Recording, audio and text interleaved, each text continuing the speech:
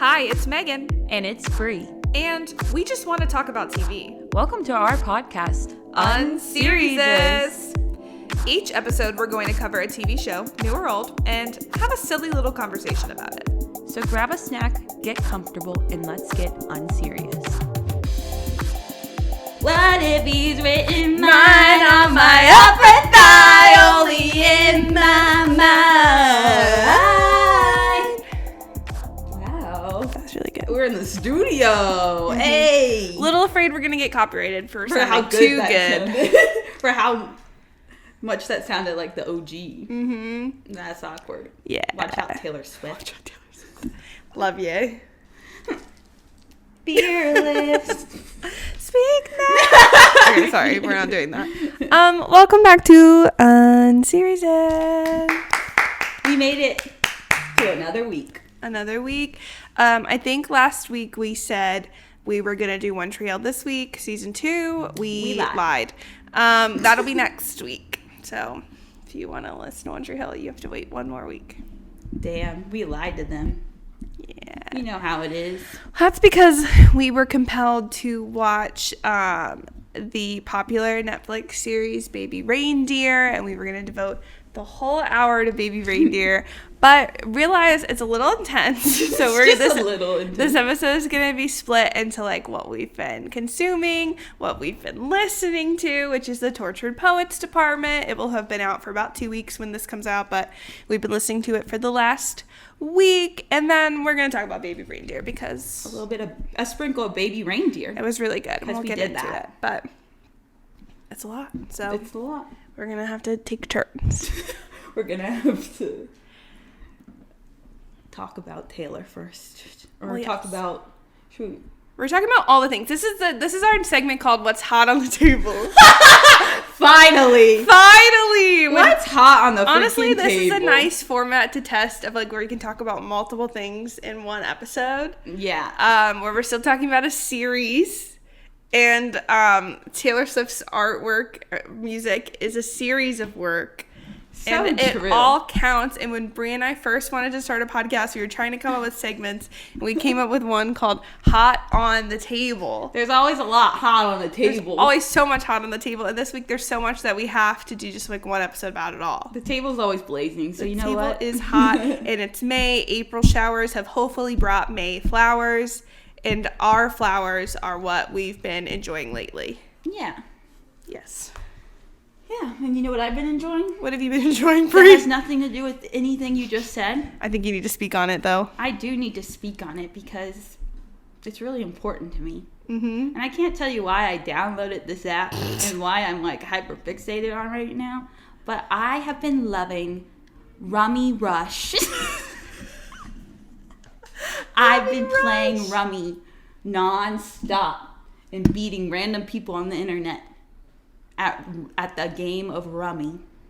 And I consider myself kind of a professional. Yeah. And I've decided that I'm going to hustle my family next time I go home. Because they always want to play Rummy, and they love Rummy. And I never wanted to play it, and I never really knew how to play it. But now I do, and I'm kind of good. So watch out, my family. Watch out, Lisa. I'm coming for all the marbles in this Rummy game. Mm-hmm.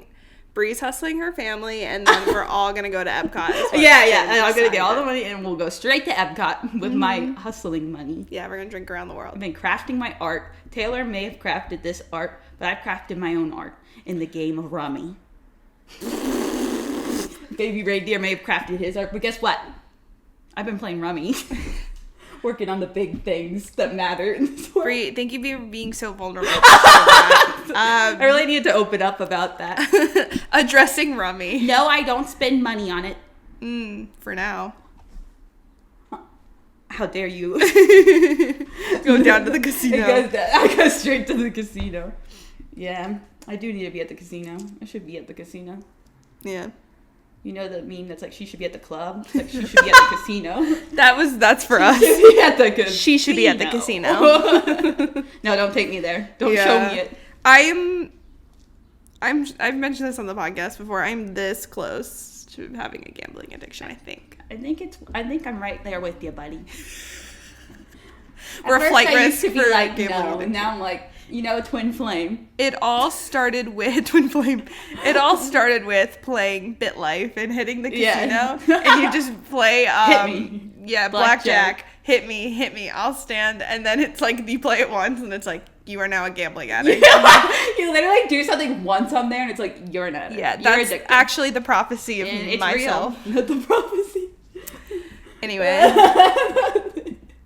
Anywho, and do I talk about, well, I've been reading The Happy Place. It's Emily Henry season. Yeah.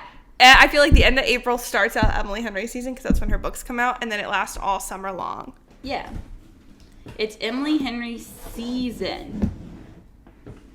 And I am still reading The Happy Place, which I think I talked about last week. And I'm loving it. I love that I'm a book behind because I just get a little extra treat. Yeah, you get to read 2 books this year. Megan's finished. Megan doesn't have anything. That was really hurtful, Bree. Evil laugh. That was really rude. Sorry. But I'll forgive you. But you've been enjoying it? I've been enjoying it. I like that it goes back and forth between real time and like The Happy Place. I think it's and they're in Maine and they're a friend group. I like it. Yeah. That's my shit. We love an ensemble in An Maine. ensemble. But yeah, I don't know. I can't even guess where it's gonna. I think it's higher on my ranking so far. But we'll see. That's I have bold. to be official. I need to like read the rest of it. And then I need to think. Because really I've only reread Beach Read and I've never reread People We Meet on Vacation or Book Lovers. So I need to think. I need to sit on my thoughts. Yeah, honestly, we should And do a ponder. I need to look out the window. a full Emily Henry episode.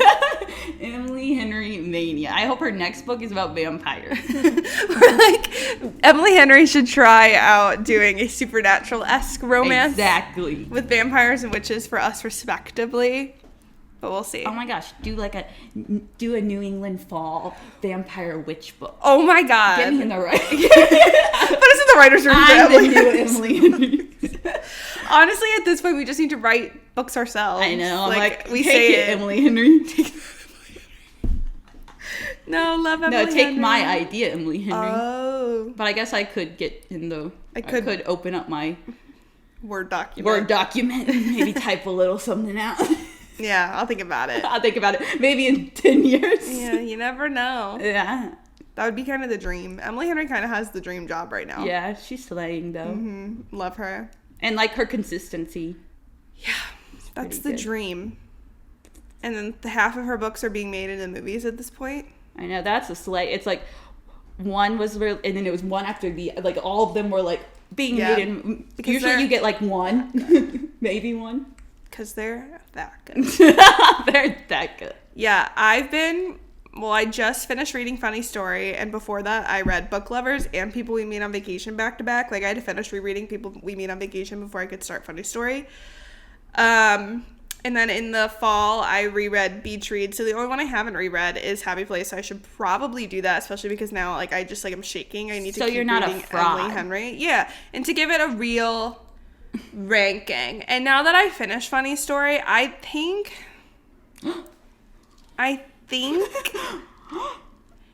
it goes from the top. Book Lovers, People We Meet on Vacation, Beach Read, Funny Story, Happy Place. Wow.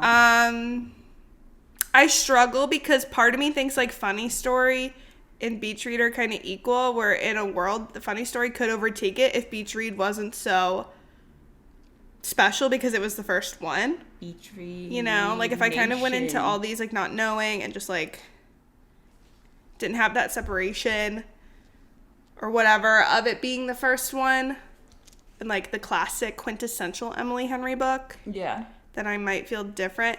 And I also feel like it's unfair because I haven't read Happy Place in a while, but I truly think all her books are equally good. I just like different tropes. So you're saying you hate happy place. That's exactly what I'm saying. Thank you. So what I got from that is that you hate happy place. I don't want to, because you haven't finished the book, I can't explicitly say why. Or why I like this one better. I know you're not allowed to deep dive into it. I can't, because I know why, and I think rereading it would help me say it better, so maybe I will reread it, and we can honestly... We can hash it out. Hash it out in a summer special. Alley. Oh. I think this July, ding, ding, ding, Emily Henry Smackdown. Ding, ding, ding.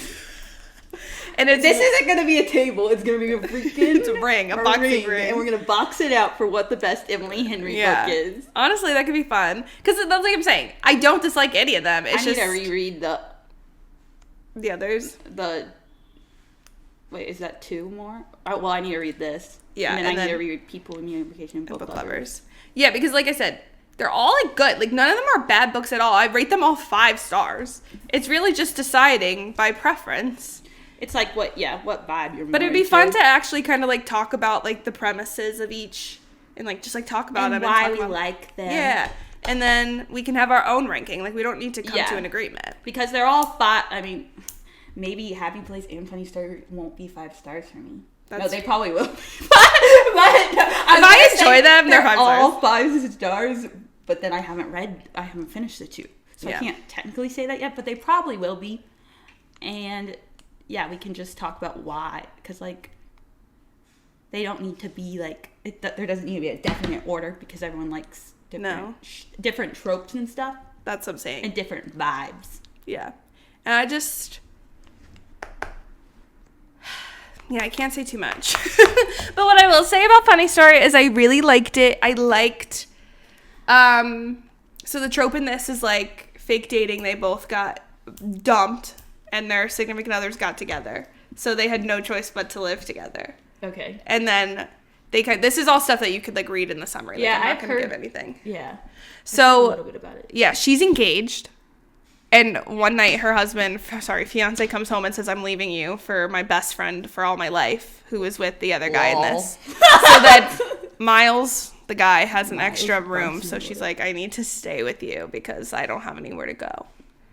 So, and then at one point they're like, okay, well, we're both pissed off. Like, let's just pretend that we're together. Because they get invited. This is kind of a spoiler, but not really. They get invited to their other wedding. And they're like...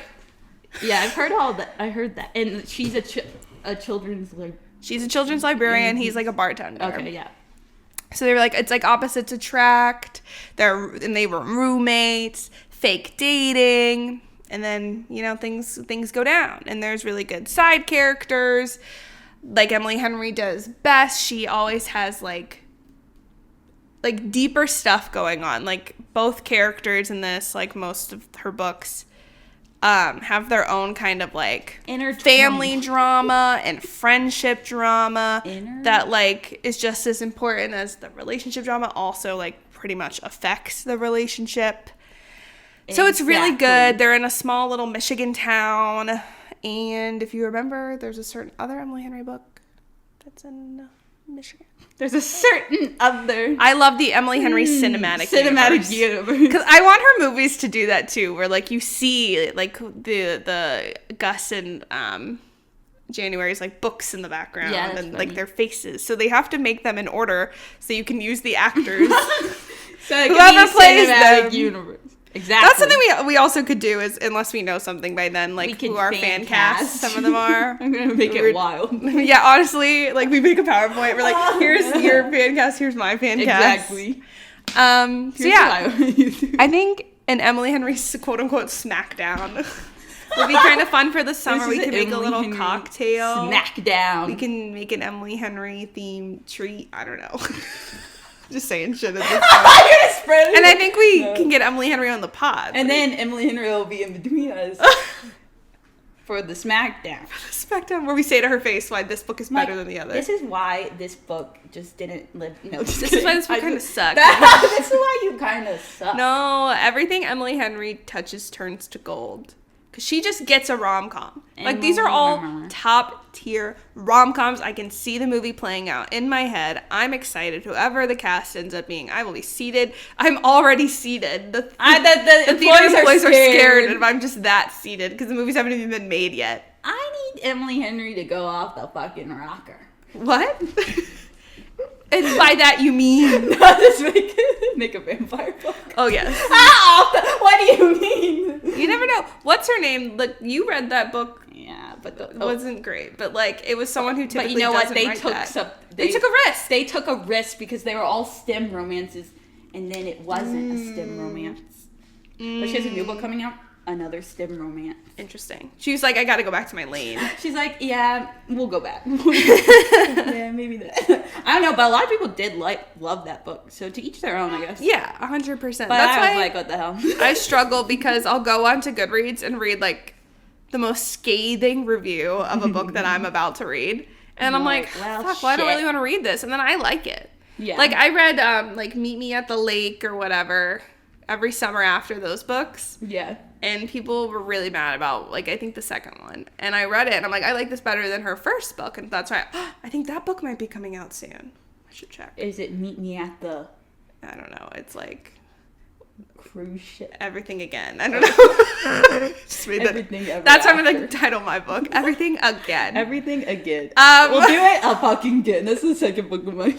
And we're doing it a fucking again. We're just going to do it again. I know it's truly everyone has a different opinion of everything ever, and everyone needs to relax. Were the Crocs a big part? In this book? Yeah. I don't remember anything about Crocs. Damn. Wait, It's just a quirky maybe choice. I don't know. I don't remember.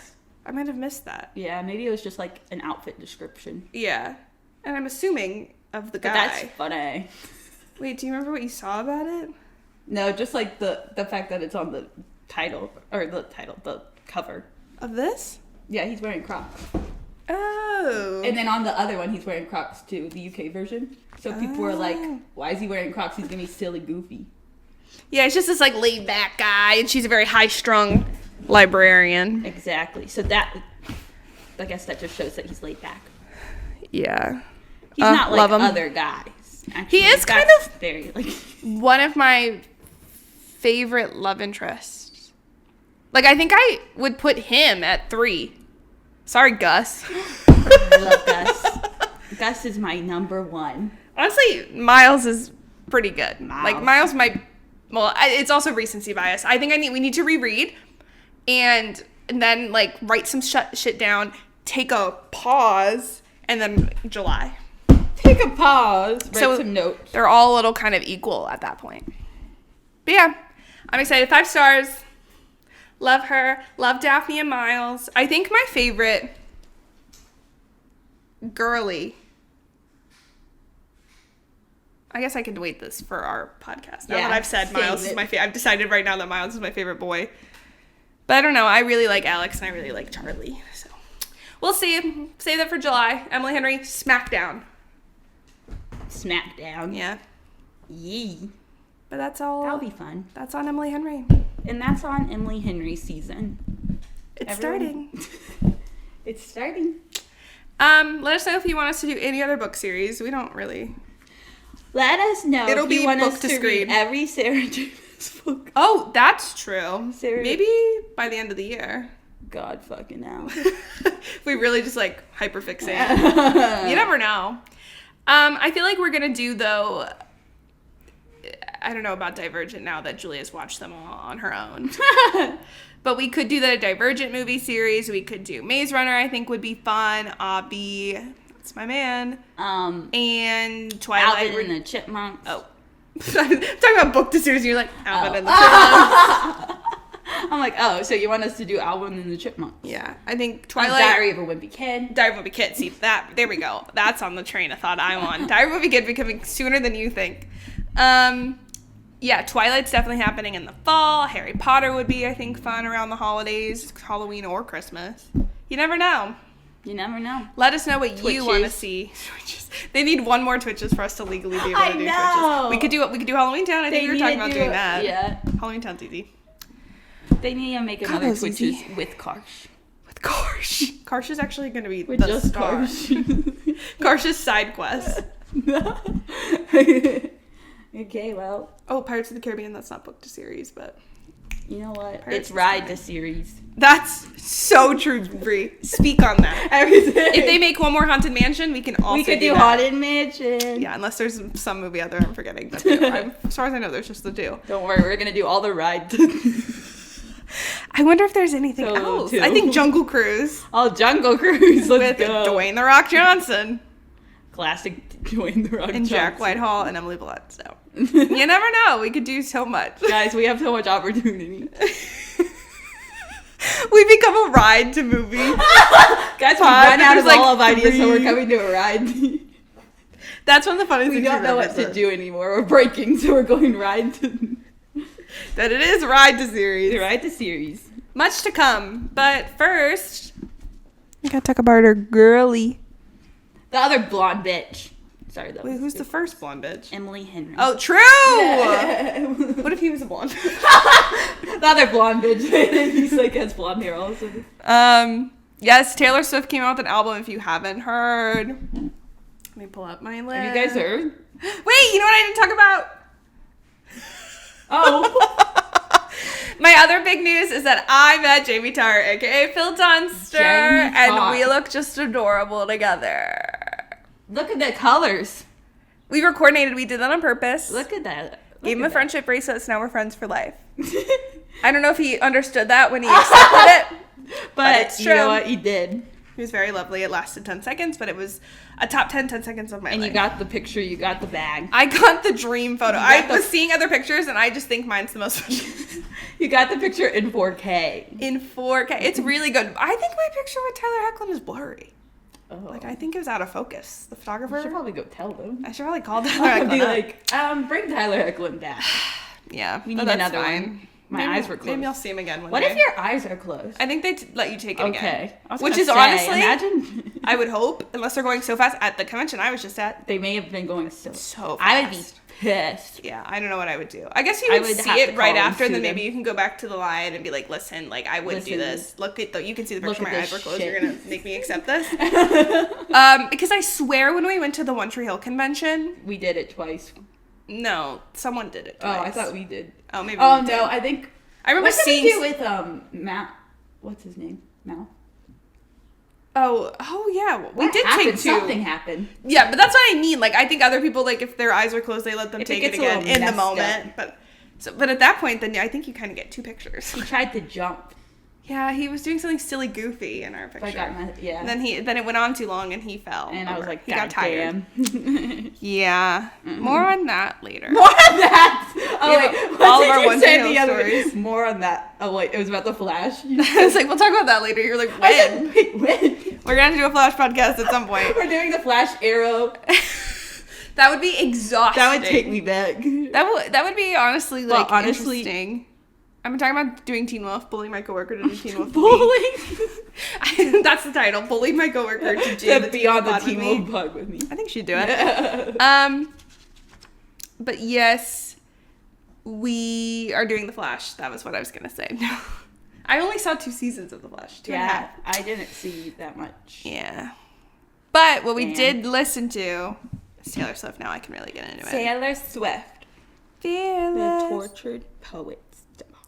Girlie did it again. And she did it again with 31 songs. Do we break it down song by song? Do we go through? Or do we like Or should go we talk through? about our initial thoughts? Okay, yeah. And then go maybe do our... Like our first Rank. thought to current thought. Yeah. Yeah. Okay. Okay, wait. I took notes during my first listen. Okay, yeah, let's set the scene. This came out on Set April the scene. 19th, 2024 at midnight. So I was in Kentucky at Eastern Standard Time, so it was truly midnight. And I stayed up and listened with my sister, her best friend Jenna, and me mom. And me, Mom. And let's not forget my dog Toby. Yeah, don't forget Toby. This album's really special to me because I got to listen to it all with my dog. This album is actually about Toby. It's from the perspective of Bree's cat about my dog. Maisel listening. Honestly, the greatest love story ever told. A moment for the one time Toby visited here, and him and Maisel had moments. She slow blinked at him, and the rest is history. And now we don't really know what drama occurred since. They just keep in touch via iPad. Each other. Yeah. And Maisel can't even stand when we bring up his name. She looks around. She They're gets a little sad. They're like a well, they go back and forth. Yeah. They're off. They're on and off. They're a little toxic. They've been off for a while. They've been pretty off for a while. That's so. They've been really off. That's a wackadoodle. That's wackadoodle. Okay. Yes, I listened to that at home. You listened to it. Tell about where you listened to it. How you listened to it. So yes. I didn't stay up because the next morning I was waking up early, really freaking early, to wait in line for Maggie Rogers tickets, and I had to be there by 6 a.m. So I'm like, yeah, Taylor, sorry. Wait, how did you find out that people were going to be doing that? Because prior, Julia, you saw something that's like, we're Maggie fans. We don't camp. We get there at 8. Oh, what changed? Reddit. Like, because there's every show that she did for like this special thing before us, mm-hmm. and then there's a Reddit page about it, and people were like, FYI, I got there at 7 or 6:30, and 200 people were already lined up. So like at first it's so funny because I was like, oh, like it was like the line starts at 9 a.m. or something, and I was like, oh, we can get there at 8, get a coffee, and get in line like normal people. I was so silly for that because that's not what you can do. And when we got there was 300, which is insane. Mm-hmm. And you were there at 6 a.m. Yeah. I wonder when the first person got there. I heard like 2 or 3 on the news. That's like scary. I know. Which I guess like because it's known about, there's got to be like people aware. I don't know in what capacity, but like if it's on the news, I don't know. It's just like scary. It's scary like no matter where you are. Like we're in Chicago, and I'm not knocking Chicago. I think people are a little like crazy about assuming things about Chicago. But at the middle of the night in any city, I would be so scared. Yeah, and cold. But yeah, the person writing like numbers on hands was a fan, and we didn't know that till later because they were acting so. Like, I'm glad they did that. Yeah. But I thought they worked for the thing. So they just took matters into their own hands? Yeah. Respect. Which I respect it because, like, if I got there that early, I'd be pissed if anyone got in my, like, I don't know. Like, I'm glad there was some order to it. Yeah, that's organized society. That really just shows that, like, government could be better. Yeah, exactly. The Maggie Rogers stands. If some stands freaking can do that and just like agree, like we're abiding by these rules. And it's nice to know that like if you're in line, you're like definitely gonna get a ticket. Like you knew you were gonna get a ticket. So like if you got there if you got there past like a certain point, you could tell. Like you could decide if you wanted to stay or not. Mm-hmm. Because I would hate to wait in that line and then not get anything. Right. Did you know how many tickets were available? So we do like the capacity of the theater, and then like everyone can get 2. So they were like assuming if like you're 300, if there's at least 600 tickets, yeah, you're safe. Yeah, that's how they were doing it, and they were like, this girl was like literally should be we're running this for everyone, because she was holding shit together, and I respected every word she said. I was like, yes, mm-hmm. And she had jokes. And it was a community. I love that. But yeah, so I got up then, but I had a nightmare and I woke up at 4 a.m. And then I was like, well, I'm up because I'm not going to go back to bed if I have to be up soon. Yeah. So I turned on the album. Well, first I realized that there was more songs. Double album. I had a mini panic attack. Not panic attack at 4 a.m. I was already panicking from my nightmare, but I was like so overwhelmed, and I knew I had the whole day ahead of me of shit to do, and I was just listening to it, and I was like, the second song was Torture Poets Department, and it was like saying all that crazy shit, and I realized right away, like I mean I already knew it was about.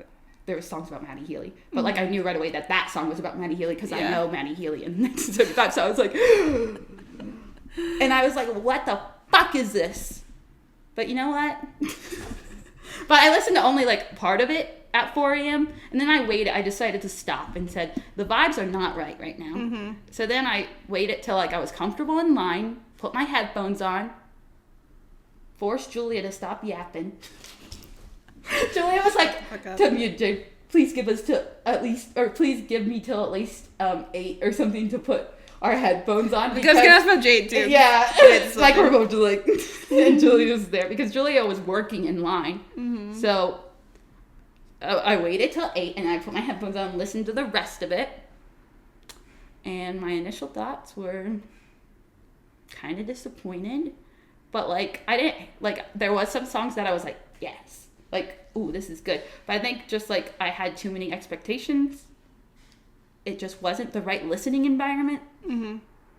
I don't know. Something was not right. Because I waited till like literally 2 days later maybe to listen to the second half. Because I was so busy. Or was it the next day? I don't even know. Yeah, she waited in that line and then went to the concert that night. Yeah, so I was going to do it in between that time. But I was like, no, I'm waiting. Yeah. So then the next day I did that. And the second half, like from first listen, I was already like, yes. And my hopes were refilled. Live, laugh, like, love, Aaron Dessner. I was like, Hamilton wrote the other 51. The Black Dog was the first one that really stuck to me. Wait, yeah. So let me say how I listened. Yeah. So like I said, I was with my family. And yeah, from midnight to 1, we listened. And there was just a lot of like factors going on. Like, there was a lot of, obviously, high expectation from just, like, the aesthetic, like, the song titles, just, like... Like, what people were relating it to. Yes, and then there were leaks, and you heard all these bitches yapping about things, like Maddie Healy, the Charlie Puth line leaked, and everyone's up in arms. And it's one of those things what we were saying about books. It's like, don't read shit until you listen to it yourself.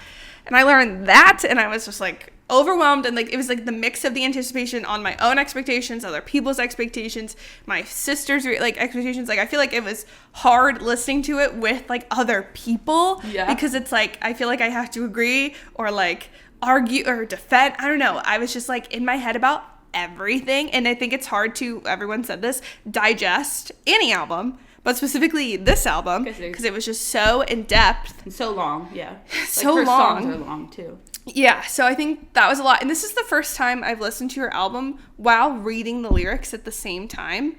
And part of me was like, oh, this will be better because I can understand more. I did that too. But then I was overwhelmed and like focusing too much on lyrics when I should just be like listening and it just be like my head and what I'm connecting to in the moment. Yeah. So I'm really learning a lot about music. About how I should and do then things. We were talking about it, and I'll get into like specific things. Like, I was overwhelmed from the beginning because like my sister and stuff was like, oh, everyone's saying it's gonna be like just like Midnight's Rejects, and I was like, oh no. And her first 2 songs sound very Midnight's, but then you get into like, I think what's the third one? My Boy Only Breaks His Favorite Toys, banger, and then like So Long London comes on. Like I feel like so much of this album sounds like sonically so different and like connects to a lot of her eras, which I think is really cool. So it's just like a roller coaster. And then it comes like 1:30. I'm like, we're all like, okay, let's go to bed. And then I'm like getting ready for bed, and me and my dog are together. And then I'm like, oh, it's almost 2. I might as well see what she's on about. No. Boom! Of course she's on something. That bitch. A second album has hit the fandom. Oh, no. So I was like, well, surely like, people were expecting more music, but I don't think they were expecting another full fucking hour. Yeah, like so I was like grappling with the decision: do I listen to it now or later? I listened to it all, and I had the same feeling of like I'm liking this a lot better, at least from the first listen. Mm-hmm. But I wasn't grasping anything because, like you said, Black Dog was first, but I was half asleep and like overwhelmed in that moment. That I'm like, should I sleep? Should I listen? But let me put it on and let me see. And I'm like texting our group chat with Madison, going double album, and you're asleep, and Madison was like this, and Madison was like, I can't do this right now. And then like I texted Sarah and Jenna was like, oh my god, Sarah was out, like she didn't know until the next morning. So I'm like, oh my god. I'm like reading Twitter, everyone's overwhelmed. So the Black Dog didn't hit for me until later, but that is one of my favorite ones. Spoiler. Spoiler alert. I'm trying to think of the first one that hit me from the anthology. Oh, I think How Did It End really hit me But then when I was kind of trying to decide like what my initial ranking was, because it was one of the earlier songs, I went, I don't remember. And it was also at that point 3 or 4 a.m. So yeah, I was feeling all the things. I was overwhelmed. And I think at the beginning too, I was just, I don't know if I was disappointed or just like zero thought. Basically head empty, zero thought, because I was like, I don't know. I just went through so much. I just found out that she was faking a pregnancy. I found out that she hates us. No, she hates some of the way the fandom acts, which I agree. And she was going through so much. So I was just like, wow. And like all the songs sounded, there was a lot going on. But I remember on my first listen, what was some of the things? Madison just texted us working on a ranking, so maybe we'll have a live review. Madison's rankings. We're judging Madison's rankings live on the pod. Oh, so some of my first favorite songs were Florida, just because Florence and the Machine. Florida. Never does anything wrong. Like, I like that it sounded very Florence. And I would love, that's my thing, is there is, like, people have the complaint that, like, a lot of Taylor songs sound the same. Which I don't think is awful, because I feel like that happens a lot with a lot of artists. And I feel like everyone she's been doing this for 10 years. Like, everyone has a sound. And if you look at all her albums, there's, like, variety. Like, I do think it'd be cool for her to do more stuff, like, not exactly like Florence, but I loved that. Loved how she sounded on that. Loved how that song was. My dad is always like, I think Taylor should do a rock album. Exactly. And I'm like, honestly, Mike, you're right. Like, honestly, I just think Taylor's capable of so much. Not that she's not doing enough now, but I would just, as a fan, would think it'd be really cool to hear her do some, like, more stuff like that. Rock. Like, just go fucking off. I gave her a pass on laughing in her song, because I don't know if I've said this on this.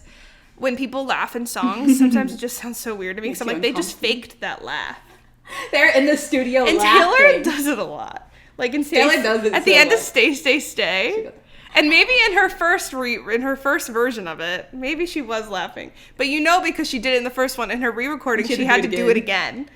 And it has nothing to do with Taylor Swift. It's just something I don't like across any artist, any song. But at the end of I Can Do It With a Broken Heart, where she's like, I'm miserable. I know. No one even knows. So I was like, that slap. I'm miserable. That was serving something. That was what else did you think on some first listens?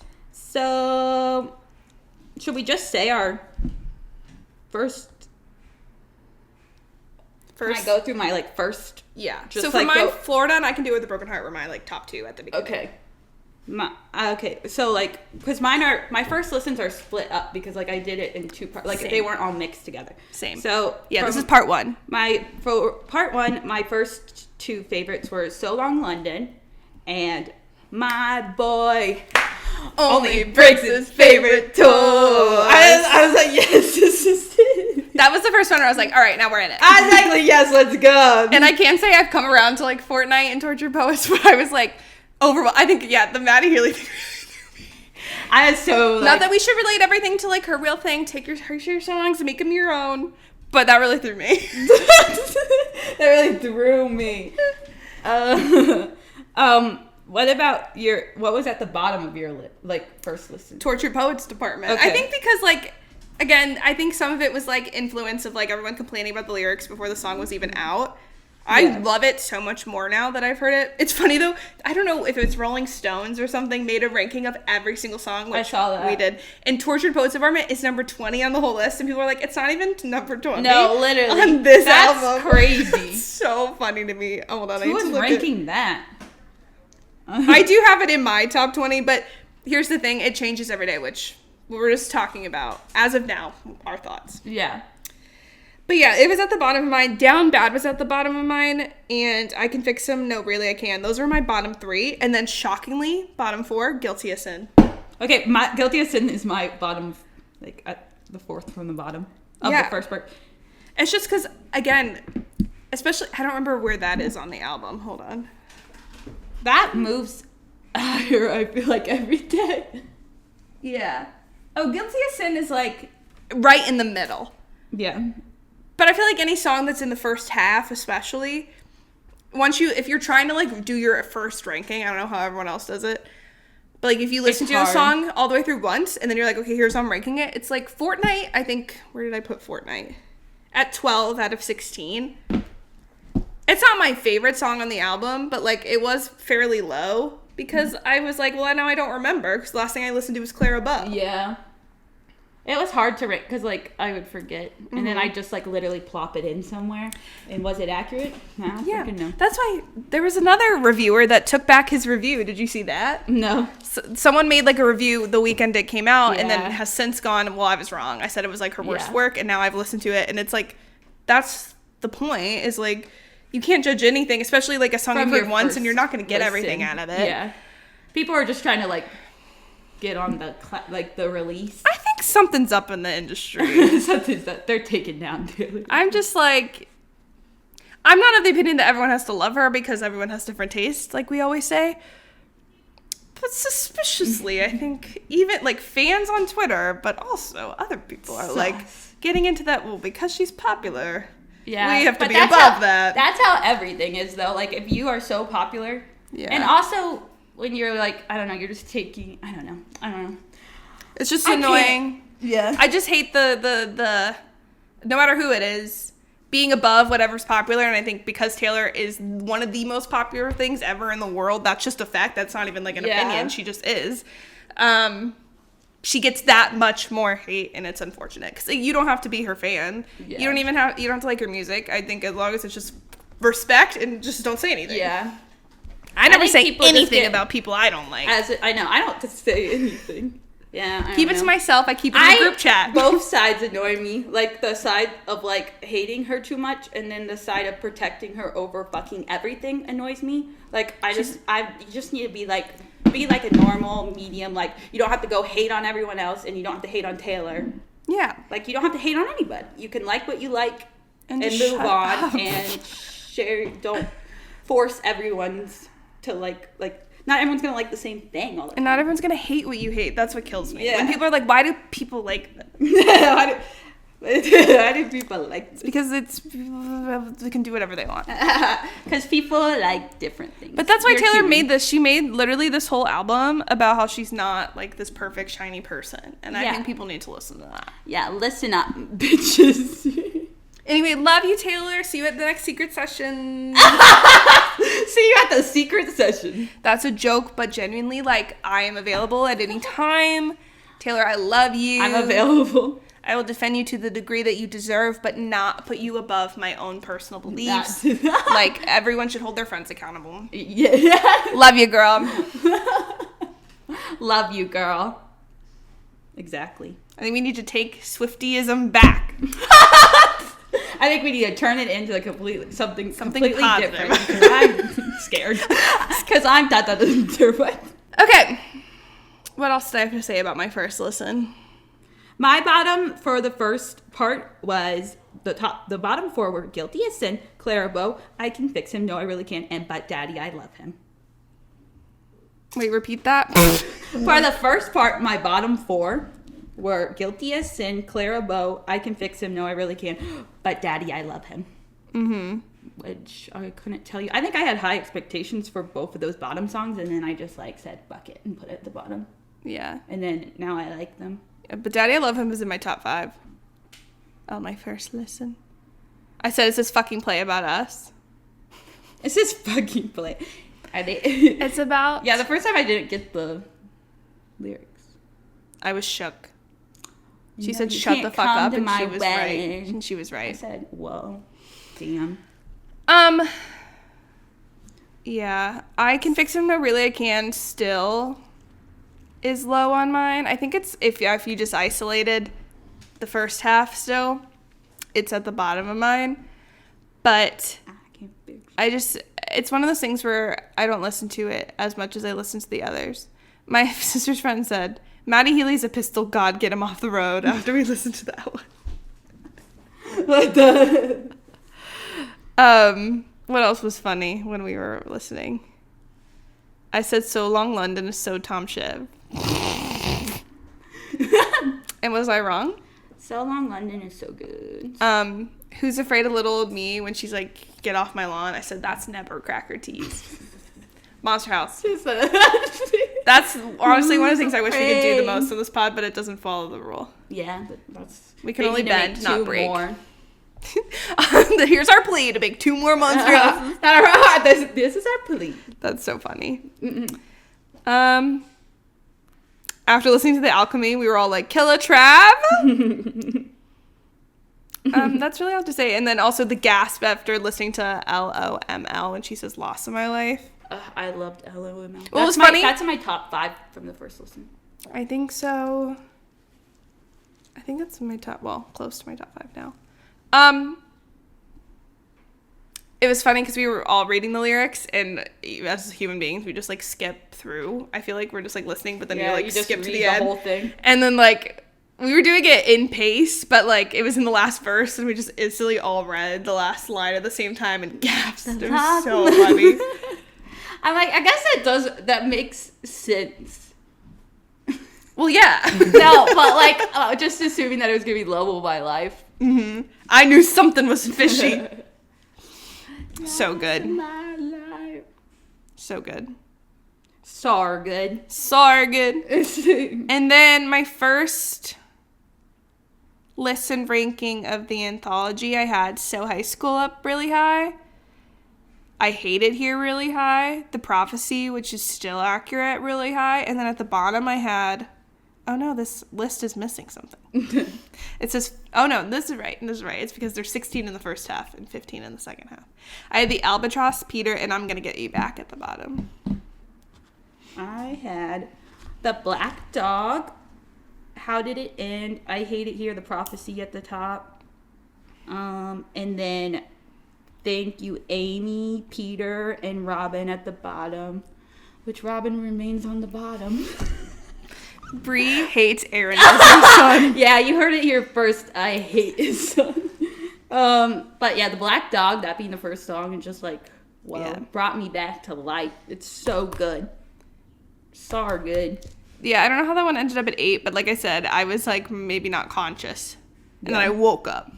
So High School was pretty low on my list, and now it's one of my favorites. I think what got me I think I was like about that one right away is how it sounds, because it does sound like high school. Like it sounds so nostalgic, like 2000s rom-com. I'm like, fuck, like there's something about so many of them. I'm not gonna be able to name them. Let me look if I can think of another one. Just like the way Fresh Out the Slammer sounds like she makes sound like, maybe this will make sense, maybe it won't, but she makes her songs sound exactly like they should.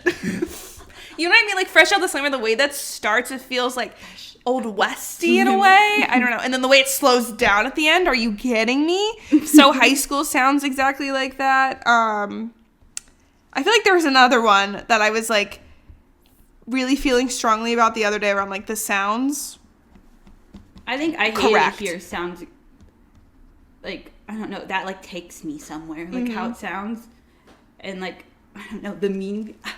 It's so good. It's like you're going into like your own world. Yeah, that's me 24/7. Yeah, I just haven't re-listened to that one a lot. Yeah. Okay. So our current rankings. Done. So we just each say them and then we can just like free for all talk. Yeah. Okay. Do you want to go first? Sure.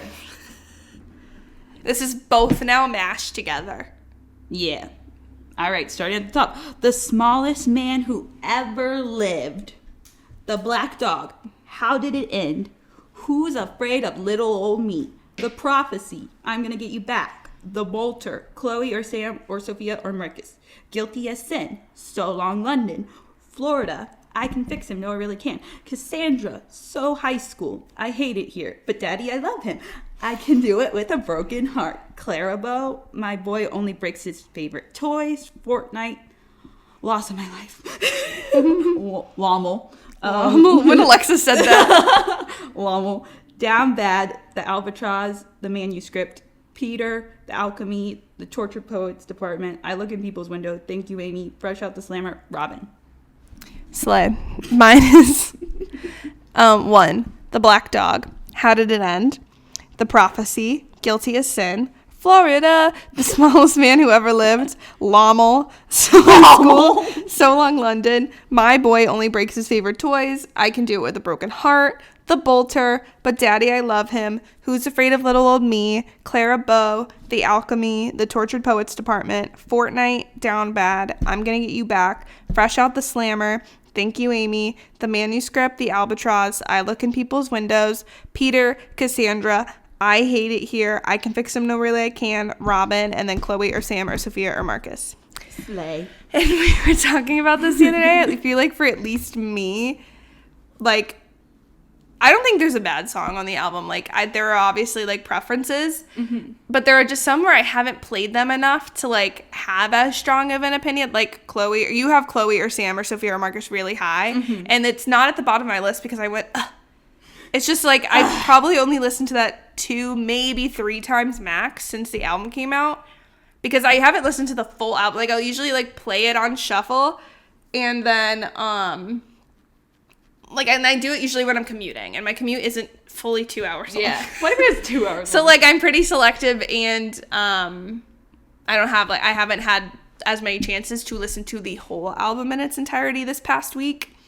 So I think there's still a chance for that to get higher. But then I was saying, like, for that to go higher, something has to go down, yeah. And I love them all. So, I don't know. They're all good. They're all pretty, like,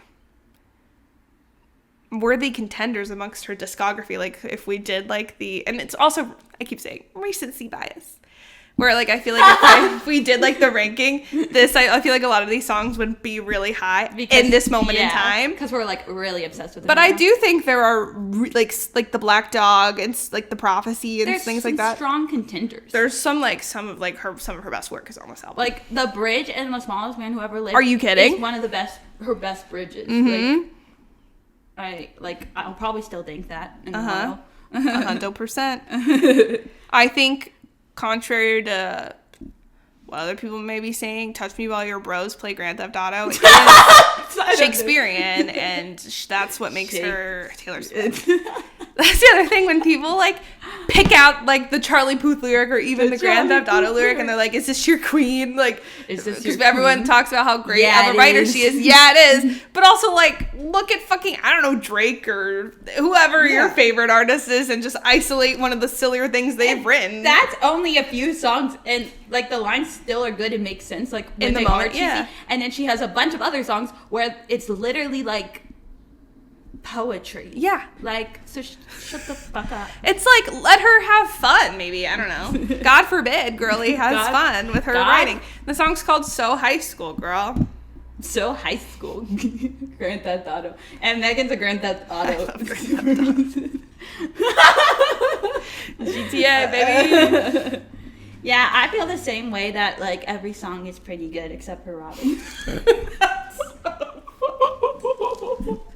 I wish that I had a stronger opinion just so we could have, like, a back and forth. I just have only listened to it twice, maybe 3 times, and I'm like, oh, that's lovely. Like I feel like Fresh Out the Slammer, that's second to bottom right now. I feel like that could be moved up just in recent days. Yeah. But I can tell you, Robin, I don't think he's ever gonna make it up.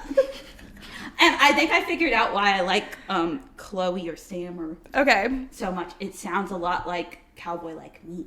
Okay. Like someone did it going into it, and it just like it's like the that same makes sense. sound. So I think I've that's seen why that it stuck out to me. Comparison. Yeah, I just again like it's not like I'm like what an Chloe awful song. I just have only listened to it a couple times, and I feel like I was listening to it during work on Friday, and I think I was like during the first half, and that's when that played, and I was like listening and liking it, but it wasn't, especially listening to the second half, I didn't have the lyrics. Yeah. And that was probably for the better, but I didn't grasp onto the meaning the way I like kind of knew what every other song in the first half was, at least like on the surface about. Yeah. Like I was like, no, like I didn't get it. Like I didn't get some of the songs from my first listen. Yeah, because it's like you can only pick up on so many lyrics in your head. That makes sense. Mm-hmm. And it sounds good together. But at first I was like, huh? And that song's really early on the second half, so like by the time I finished, I was like, what's that about? Yeah. And it's like, yeah. God bless. God bless. Is it Guilty as Sin is That's the one that sounds like the 1970s. I think. Is it that one? Or is it a different one? Or is it I'm Gonna Get You Back? I forget. I don't listen to the 1970s. I know, but I'm a purist. I thought it was cool. Like, I don't know if they meant to do that. I mean, I think probably. 100%. But, like, I think it's Guilty as Sin. I'm not sure. But that was cool. Yeah, that's what I've been hearing. 1970, but no, I'm not saying that in a mean way. I just don't listen to them. It sounds like About Me. Yeah, that's the only song I do know, but I wouldn't have clocked that. It's kind of cool. Slay. What else do I have to say? It's funny, I Hate It Here is really low on mine, but I just haven't listened to it as much since the first listen, and it was like number 2 on my initial ranking. Wait. Oh, yeah. And then, what else was I gonna say? I feel like, shockingly, despite, like, my initial, like, gravitation toward the anthology half of the album, if you look at, like, how I ranked them, more of the first half is higher. Mm-hmm. I just think it has more ability to replay, at least where I'm at in my listening journey. Yeah, it has, like, a beat. Yeah, like, there's so many just, like, not even, like, bangers, like, just so many, like, I think belters, like, just songs where you're like, this has, like, oomph. Even if it's, like, the saddest or even, like, slower. Like, Love of My Life, Loss of My Life is one of her slower songs, but it hits me so deep in my bones. Yeah. You stand up, guy. And I've been saying that a lot lately. Unrelated. And then it hit me during my whatever listen. I was like, wait a minute. I did that. Meanwhile, I was on my walking pad and it came on. I said, well, is it a walking pad song? Not necessarily. But it could be if you make it one. And that's what I did at the end of I was on my walking pad the other day and I put it back on. Said, oof. That song, that's the thing about Taylor songs, and it'll be happening a year from now. I'll re-listen to one of these songs and I'll be like, this is my favorite. Like, I still do that with, like, Reputation and every other one of her albums. Like, I'll just be listening to Taylor on shuffle.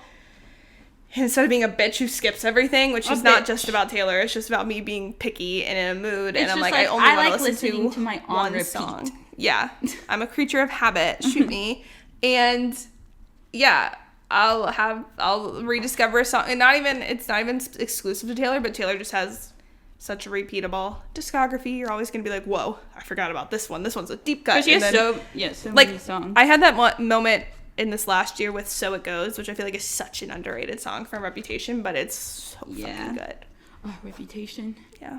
Well, I wonder how long she'll give us. I know. I was trying to do math, and not that she's following, like, in a strict pattern, but if you look at Midnights came out October 2022, and her next re-record came out July 2023, so what is that, 10 months?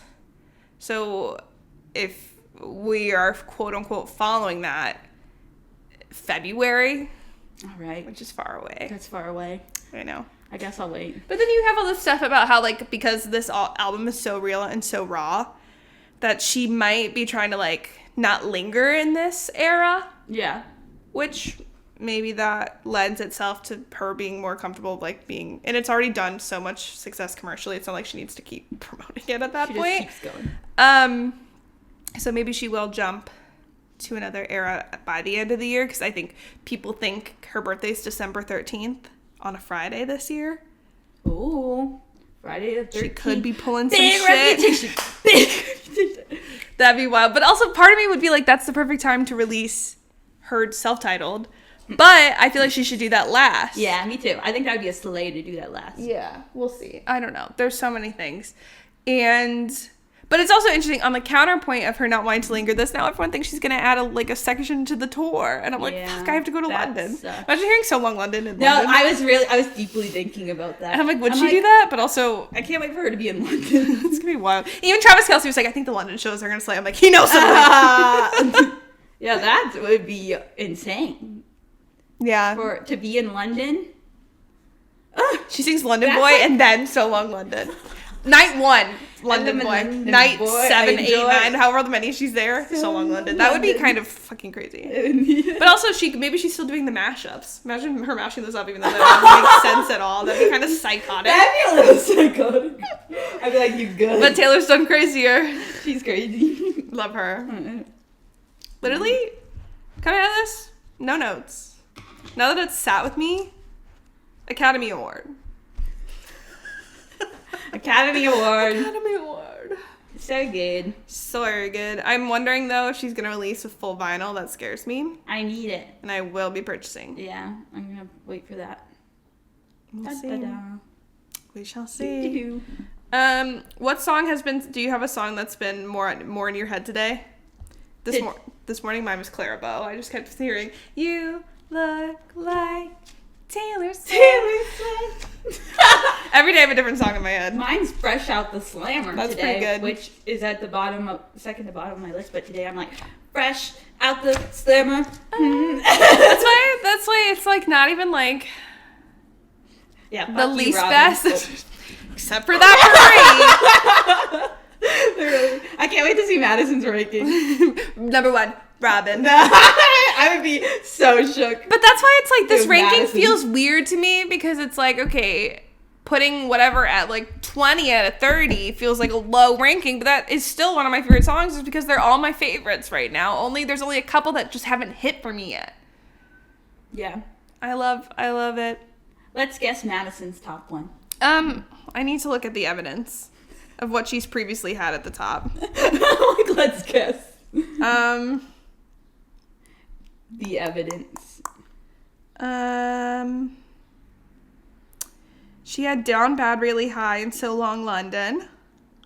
My Boy Only Breaks His Favorite Toys. My boy only breaks his favorite toys. So did she do the second half?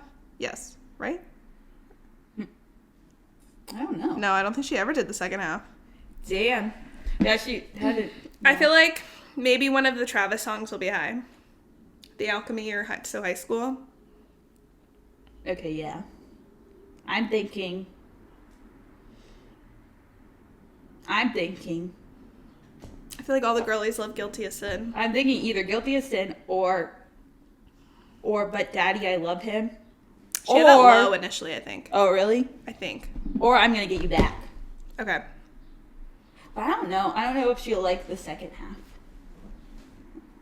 Or That's what not makes... like it, but like be lower. That's what makes the world go round, you know? Because she likes like yeah. Okay, we did our guesses. She didn't send them, so we can't even do a live review. Yeah, we'll let you know next week. We'll judge Madison's ranking live on. Okay, but yeah, that's how we're feeling about Tortured Poets. Like we said, it's going to change next week, next month, next year. If you ever want to talk about Taylor Swift songs and just have like fun about it, like let us know. We're available to chat. Follow me on Tumblr. Doesn't give an at. Figure it out. Find me. If you try hard enough, I think you could find me, which is... Meet me at karaoke on... Yeah, we're going to host a Taylor Swift karaoke night. It's That'd be exclusive, so but it's only for Swifties. Yeah. You have to love Taylor because we don't have enough Taylor friends. Like, capital T Taylor friends. But it could be you. If you're... Yeah. Yeah. It could be you. You said if you are you're cool. Normal. Yeah, keep it cool. Don't be mean. Don't show up. This is honestly the thesis statement is don't show up to her friend's wedding. Yeah. Is that too hard to ask? That's truly what we're saying. I think it's cool to be a Taylor Swift fan. If you don't invade her privacy and be weird about it. Yeah. And I don't think that's controversial. Yeah, if you don't tell her exactly how to act at all times. Yeah. And she's her own woman. And if she is free next Saturday for a secret session, I am too. I just need her to know that I'm open. My calendar is wide open. If she ever like wants to have like I wonder if she'll ever do brunch or next time she's doing like a meet and greet afterwards. Yeah. Like I'm always available and open and willing to do that. Like just throwing it out there. She's looking for a friend. I think I could write her in. Pencil her in, yeah. Maybe. Yeah. Love you, Taylor. Taylor, I think you should sell the cardigans again, the original ones. You drew stars. And that's all I have to say about that. Yeah, please. Okay, we're already an hour in, so I guess we should talk about baby reindeer. Go ahead. Let me set this down. We did that. Okay. Now time for the real business. Now let's talk about TV, I guess. On our TV podcast. Yay!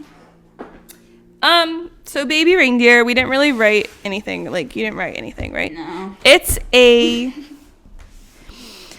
Netflix show that's based... Well, I didn't do as much research as I thought I would, but it's not 100%. Like, every single thing didn't happen. Yeah. But it's based on this real situation that this comedian was in, who's the actual comedian, which is crazy. Mind-blowing to me. Where he was being stalked by this woman for months and months and months, and it talks about the way it psychologically affected him and how this honestly came about because he was psychologically and traumatically affected by another case of abuse that he experienced prior. Mm-hmm. So just a very wild story. It's like, it feels like wild isn't the right word, but yeah. I don't think there are words. Yeah. Like, that are adequate enough. This show was like, it's like so well done, but it's definitely one of the most like intense, wild things I've ever seen. Like, even I've watched some crazy documentaries about people's real life, but like this is definitely like just I can't even. Yeah, and the medium of which he chose to do it, I think he has done stand-up that touches on it. Mm-hmm. And then that's where the show came from. But it's so interesting to me that he would choose to relive it the way that he did when he experienced it firsthand and then was the star. Like, not even the writer, director, but the star of it to have to in certain ways. Act it out. Yeah, which is so interesting. And, like, it's up to each individual person to do what they want to do with that. And I haven't heard anything like what he's talked about, so... that's his to do. Yeah. But just so wild. Yeah. And like fascinating. It had to be so intense on set. Like, and like he was, like he acted it out so well. Like, I don't know. It's crazy that he was actually, and he's just a comedian, right? He's not an actor, or has he done other things? I don't know. He was really good at it. Yeah, I feel like comedians tend to lend themselves to being good actors. He did write an episode of Sex Education. I saw really? On his IMDb. Yeah. Oh, shoot. I think in season 2. I need to like rewatch that now and be like, what was it about? But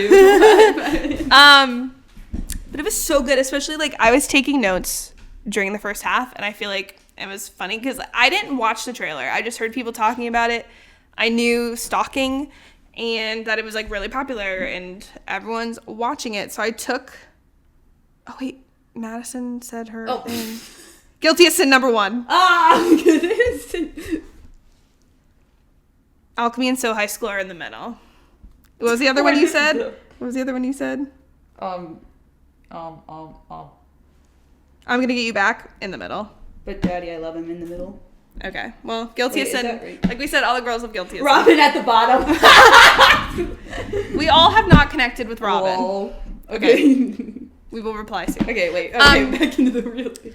But this is the segment that's called Hot on the Table, and everything's hot on the table. Everything's just too hot. Everything's a little too hot now. Yeah, this like popped up out of nowhere. Yeah, which is really cool. It'll be interesting to see. Now it's like I feel like an Emmy contender. That's cool. Which it should be. It makes me wonder like how much popularity goes into the Emmys because if no one's talking about it, it doesn't go. Yeah. But that's not what the Emmys are for. So it'll be really interesting to see how this fares and then like what it contends up against like other anthologies. Like I'm trying to think what's come out this year that would even be in the limited series category. I guess Shogun, and that was huge. Yeah.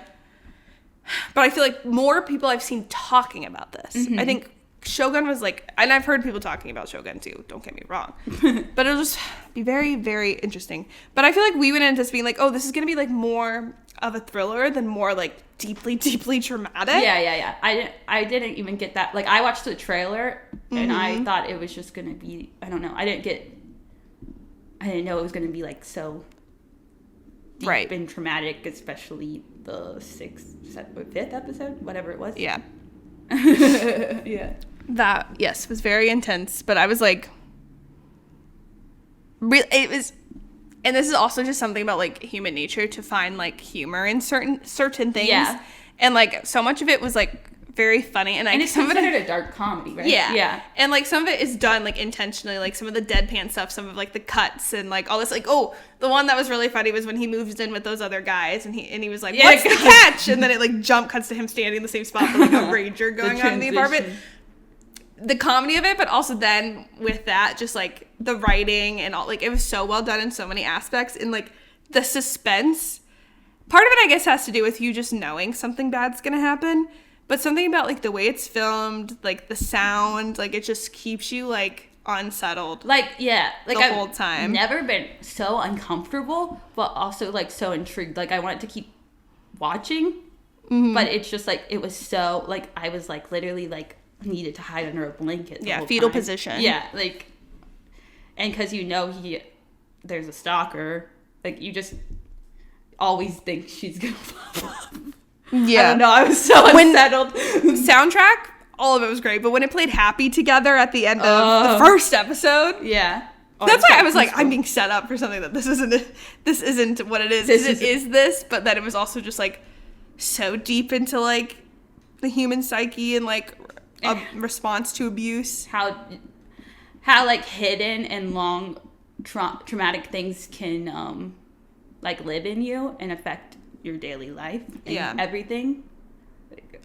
So well done. I was just again, like, I don't want to be the person who tries to like overanalyze and to be like, what's true, what's false, whatever. Because at the end of the day, it's telling a really good story, no matter like what parts of it are true. Because it's really important to talk about male victims and stuff. Yeah. And when his dad kind of like slowly admits that this happened to him, like, wow, like, that was such a good scene. And the way his mom reacted to I like, loved the family scene, and then him like just watching TV with them and like being there for a moment, like him slowly starting to heal because he could finally like just purge everything.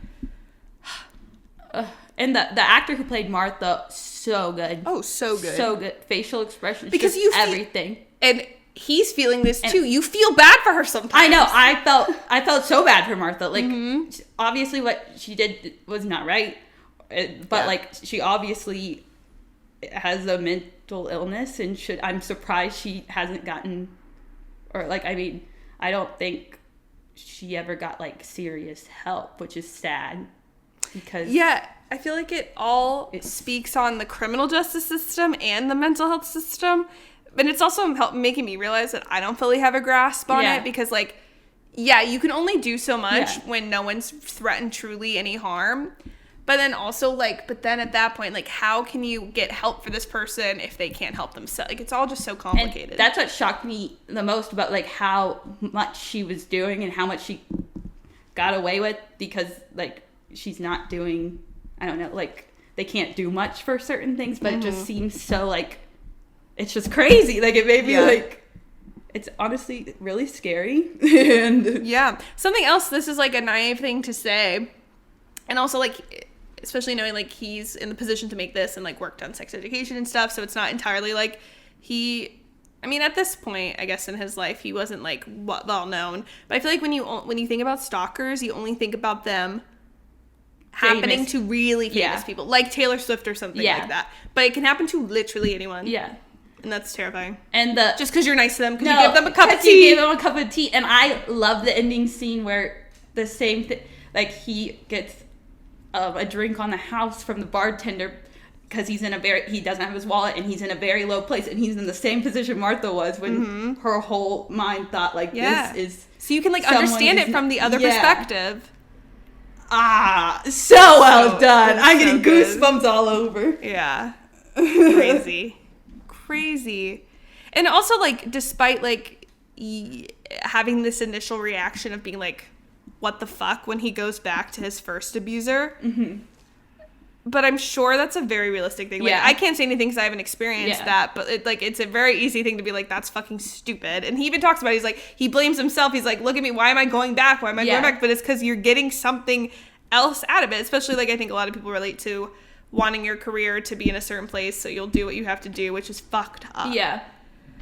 being in that position, and then also on the stalker side, being like kind of like intrigued by your stalker, which I hear a lot in real, because like someone caring about you that much makes you wonder like or if you have so much like low self-esteem, you're like, it validates you. Yeah, it's like, oh, this person loves me more than anything. Yeah. So like, we were joking about this, and I don't want to give anything away, but Pete Davidson makes jokes about that in his stand-up, and it's funny, but it's also like probably it's realistic real. Of like, well, why don't they care about me anymore? Right. Well, even on a smaller scale, if someone has a crush on you and you don't like feel the same way, like I remember someone had a crush on me in middle school, and I was like, ew, but I was also kind of like, it's kind of like, oh, it puts you up a little. It like thank you. It gives you some, I don't know, confidence. Yeah. Which is what he was searching for. Yeah, because of all the stuff in his career and past shit. Yeah. And it was tough watching him in his 2 healthier relationships with Keely and with Terry. And with Keely, it was hard to watch because like she's thinking he's just being kind of like a bad boyfriend, but she didn't know. And like everything that she felt was valid because she didn't know. But it's so hard when you're like, oh, you're like, you know, as the third, like you're like, but you don't know what he's been through. You don't know what just happened to him. Yeah. But like, same thing with, because you wouldn't ever like assume immediately that happened to someone. Like, I don't know. And then the Terry stuff is so nuanced because it's similar, but then there's this whole added shit with her own self-esteem because she's a trans woman and she was made to feel like not valid in her identity by some of his actions, even though it wasn't because of her, it was because of the other shit he was dealing with, and he wasn't telling her that, which is very valid. But then it was very valid for her to be upset and invalidated in her feelings. It was just like, I thought it was so like, it's that she's a therapist. Like I thought that was so interesting. I didn't read much on like the real thing either, but I wonder if that was true, because I feel like that's because she told him like exactly what, like, I think you like are like kind of like looking at Martha as yourself, like your own, I don't know, it was crazy. So good. But yeah, I get why they didn't work out, but I was kind of sad. I know, I love her. I like their moments. Yeah. And I wanted him to be happy. I know. Or just live like. Yeah. I hope like in this like real story, because obviously they're kind of making a point of like how the cycle can continue. Yeah. But I would assume. Yeah, if he was in it and he's. And I hope he. If Terry's a real person too, that they're thriving. Yeah. Wow. Insane. I'm trying to think if there's anything else I want to talk about.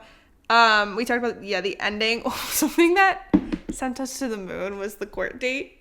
Oh yeah, I didn't look that up either. I wonder if that's the real date, because that's funny. We joke about, especially me, like whenever I see like my birthday as like the time. So my birthday's August 14th. So if it's 8:14 p.m., I'm like, hey. And sometimes like in a scene in The Bear, it says it on the clock in The Bear. So I just like have always been doing that as a bit. Like I notice it regardless, but I've been saying it more and more because it's a bit. And then the dates in which she was stalking him went from August 14th to March 22nd, which is Pre's birthday. And like, it's so stupid. But like, what are the odds? What are the odds? Our birthday. Especially with the context that I'm always like, hey, it's like my birthday. Another thing, like, Journey to the Center of the Earth, Josh Hutcherson's character's birthday was August 14th. Yeah. I think that was the first time where I was like, And then when the sequel came out, his birthday was in the winter. And I said, I think they forgot. I think that's a miscontinuity. I know my birthday. I know my birthday. So I feel like since then, I've always like noticed. And then for it to go from both of ours, and I noticed your birthday first, and you noticed my birthday first. Yeah, and then I read the other, and I said, I was literally like, what are the odds? Literally the least important thing to happen on the show, but fucking funny. So funny. Yeah, I wonder, what year was it on the show? I don't remember either. I think late 2010s. Okay. I think. Because that's what I was wondering. I'm like, how long ago was this? Yeah. But I had to take a break from it. The court case scene. Yeah, same. The court case scene was, in general, though, really crazy because you could just see like her remorse, maybe just for even just like her whole like situation. Yeah. But then him going and seeing her, and then her seeing him. Yeah, dude. It's just like also like you, because Martha just thought like a lot of it was real, like or whatever. Yeah. Which is crazy, but I It's crazy to feel like it made me feel bad. It made me feel so many things for her. It's just a story about fucking human beings. Yeah. And, like, this is a very specific story, but at the end of the day, like, humans are self-conscious.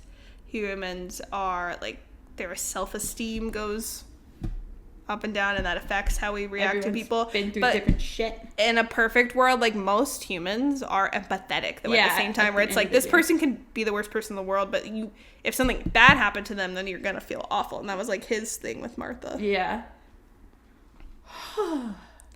Insane. So good. So good. I'm trying to remember if there's anything else. I feel like just a bridge stuff, the acting, the directing, the music. I hope everything. At least gets nominated. Yeah. It's very deserving. I think, the relationship between Keely's mom and him. Oh, yeah. it was very odd. I wonder if that, but, like, it makes me curious of, like, how much this is, like, based on, like, real stuff. Like, imagine, like, your girlfriend breaking up with you, especially with all the drama, and then you're stuck living with her mom. But then the mom so nice. losing her son, so then she's kind of like he's like her pseudo son, and that's what she's treating him like. But then she has to kick him out because it's becoming unsafe. Like, damn. Oh, when he gets to go back, though. And then she gives him the code again. Damn. This guy made me so sad when he was doing his comedy. Yeah, the comedy was bombing. I was stressed. But, everything was stressful. Everything was stressful. When he was doing crowd work, this was the note I was gonna say. I said, Matt Rife found dead in a ditch. That's so funny. Fuck Matt Rife. Freaking Matt Rife. I said, that's crowd work. And it was just him, like, talking to Martha. Yeah. Let Niall sing. That's why I was like, oh, this is kind of silly, goofy, and then it all went boom. Like, I know. At first, I was like, haha. It got so real so fast. So real. I was like, Martha should be at the club. Right. It was so I was like, okay. We were like, Martha should be in prison. Martha should be in prison. That's the thing. Like I've said, you deal with trauma with comedy. Yeah. You laugh a little. And that's what got me, is like when things would happen that were kind of shitty, like her sending him all the emails, you're like, well, this is gonna get worse. And then it got worse. And then when it was really bad, you're like, how could this get any worse? I know. And then she gets the family's number. She attacks him at work. Like, whoa. I was so scared. Like I said, every time it was like, masterclass, it got worse. I was like, oh no. Masterclass in building suspense. Yeah. Because you're just like, how could it get worse? And it does. And they keep you like on the edge of your seat. They keep you hooked. Yeah. Yeah, very good. Very intense. I know we're not doing the typical like highs and lows, but would highly recommend, but just generally like trigger warning. Yeah. Maybe like look up the... Yeah, whatever your comfort level is. Warnings. And... Very good. Yeah. Probably like a 1 on a scale on serious. Probably a 1, yeah. Probably our most serious show. Maybe a 1.25. Yeah, some goofy jokes for the comedy. Else is a little... Yeah. But so good. So good. So good. So good. Wow. So much media. Oh, that's hot on the table. And that's our first episode of Hot on the Table. That's our I think that should be the title. Hot on the table Baby Reindeer, yeah. Tortured Poets, Emily So Henry. we want to do just a montage of shit? Yeah. Hot on the table. Get ready. That's fun. when there's too much going on. Yeah. And that gives us like the excuse to, obviously this is about series, mostly TV, sometimes movies, but we can talk about our books and our music. Our books. All our interests. All the interests. Rummy. Maybe we'll play. I was gonna say maybe we'll play a game, but maybe we'll play a game. I say rummy. And it'll be rummy. I think playing GTA would be so funny, and I guess that's what Twitch is for. So subscribe. So subscribe to our Twitch channel. It does not exist, but maybe one day. Maybe one day. Gamer era. Gamer girlies. All right, next week we're doing season 1 of One Tree Hill. Where do you go when you're lonely? Is that what I said? I think you said season 1. Season 2 of One Tree Hill. Where do you go when you're lonely? Dev. Chris when Keller. The stars go blue. Okay. Thank you for watching. Let us know what's been hot on your table. What's hot on your table, and what is your favorite song from Tortured Poets. Tortured Poets. And what's your favorite Emily Henry book? Yes. But also get ready for the Emily Henry Smackdown. So much coming out on Unseriesous, so like and subscribe. We're only getting better. And we're only going up. Oh, we're only going up. I was going to say something so dramatic. And that's the tea. This only gets crazier. Okay. Well, Love ya. love ya. Bye. Mwah. Thanks for listening to our podcast. Remember to rate, follow, and share with friends. And find us on TikTok and Instagram at unseriesous to see more content and find out what we're watching next. We hope you enjoyed, and we'll talk to you next week. Bye.